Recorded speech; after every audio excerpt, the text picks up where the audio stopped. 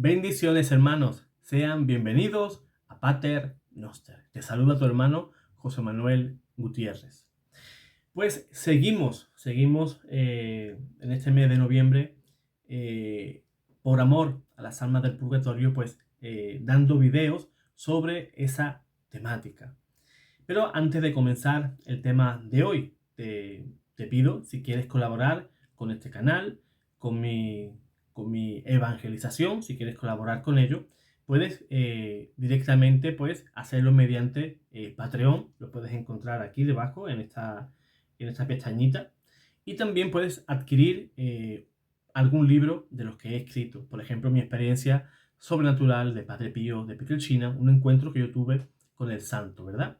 También hay dos libros, uno que es un devocional de oraciones católicas y otro de oraciones para ayudar a las almas del purgatorio. Pues bien, dicho esto, os quiero compartir un testimonio de un sacerdote exorcista. Él lo cuenta en primera persona y nos habla de algo muy interesante. Y es que la Reforma protestante pues destruyó la fe de muchísimas personas, yo diría que millones, y aún seguimos con esa problemática. Y los primeros protestantes pues negaban el purgatorio. Y esa dejadez por el purgatorio, el rechazar el purgatorio, ha hecho muchísimo daño a las almas.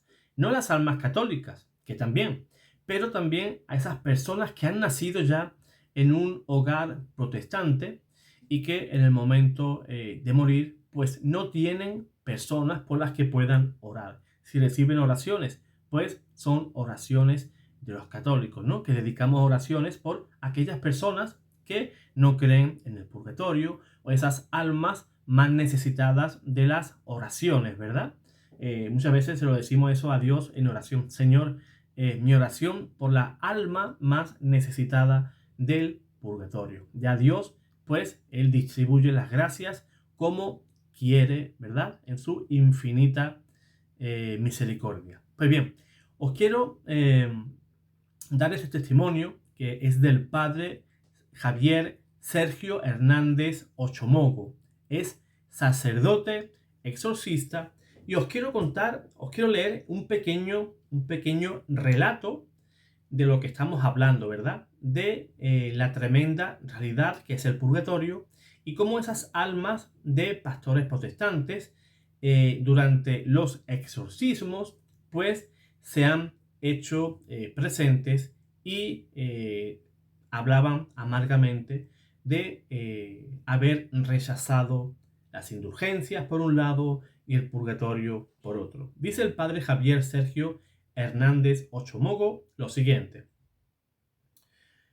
en un exorcismo, los demonios dijeron que el infierno lo habían creado ellos, no Dios. El purgatorio debe ser fruto de la misericordia del Padre Celestial. En mi experiencia de exorcista, he tenido mucho contacto con las almas del purgatorio. Créame que es impresionantísimo. Desde entonces oro constantemente por ellas. Lo que les comunico lo hago con toda sencillez y humildad porque creo que es importante que nosotros renovemos nuestro amor por ellas. Me dirán, ¿y usted ve a las almas del purgatorio? No, nunca he visto con mis ojos a las almas del purgatorio durante los exorcismos. Solamente las oigo hablar cuando emergen de las personas afectadas por entes maléficos o durante las oraciones que hacemos por personas que sufren. En el equipo de liberación con el que trabajo hay personas a quienes el Señor les ha dado el carisma de ver y escuchar a las almas del purgatorio. Todo esto es muy misterioso. Yo no logro comprender muchas cosas. Mi interés es transmitirles a ustedes varias ideas que pueden ayudarles a mejorar su percepción sobre lo que está más allá de la muerte y sobre todo a amar grandemente a los difuntos. A mi manera de ver, hay que erradicar la creencia de que las almas cuando mueren ya están gozando de Dios. Se les hace su novenario de misas y ya cumplimos. Al año su otra misa y Santas Pascuas. Ya está en el cielo. Todo eso es falso. ¿Cuántas veces oigo decir, pobrecito, sufrió tanto antes de morir, ahora ya está descansando, contemplando a Dios? Y el sacerdote dice, no, no y no. Totalmente de acuerdo. Muy pocas almas van directamente al cielo. La inmensa mayoría entra en un estado de purificación propio que se caracteriza por grandes sufrimientos, oscuridad, soledad, tristeza, dolor infinito en el alma, y pasan largos años, muchos años en ese estado. Piden oraciones, misas, rosarios, vía crucis. Yo tengo una larga lista de personas que han dado su nombre, apellido, año en que murieron, han dicho sus pecados, han pedido cosas, han pedido que les perdone sus pecados. La inmensa mayoría de los que vienen a mí son mis parientes difuntos. La inmensa mayoría yo no los conocía. He tenido que ir a buscarlos a los árboles genealógicos y allí los he encontrado, exactamente como ellos lo dicen. Nombres y apellidos exactos, edad, fecha de muerte, circunstancias de la muerte exactas. Yo me quedo helado. Todos se presentan llorando, llorando y llorando, vestidos de gris la mayoría. Ellos solamente hablan lo que Dios les permite decir.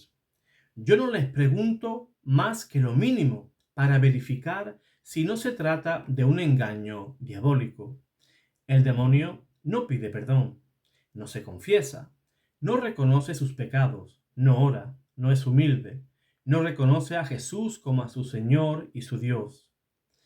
Las almas del purgatorio son la prioridad para la Iglesia.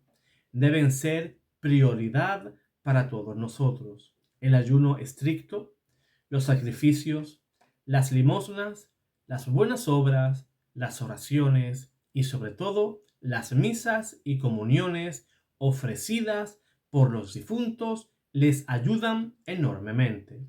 Siempre piden misas.